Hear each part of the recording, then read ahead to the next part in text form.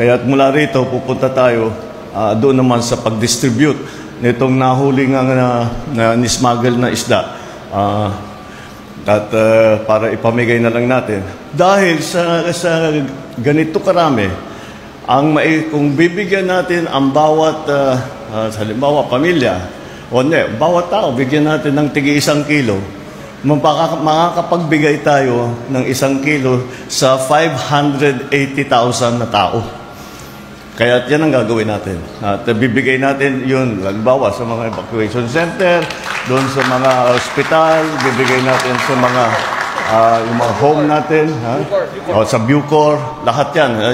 Tama, sa mga Bucor, para meron tayo, para naman hindi masayang. Dahil, meron namang inspeksyon na ito, safe for human consumption. Kaya habang pwede pa, distribute na natin para hindi naman masayang.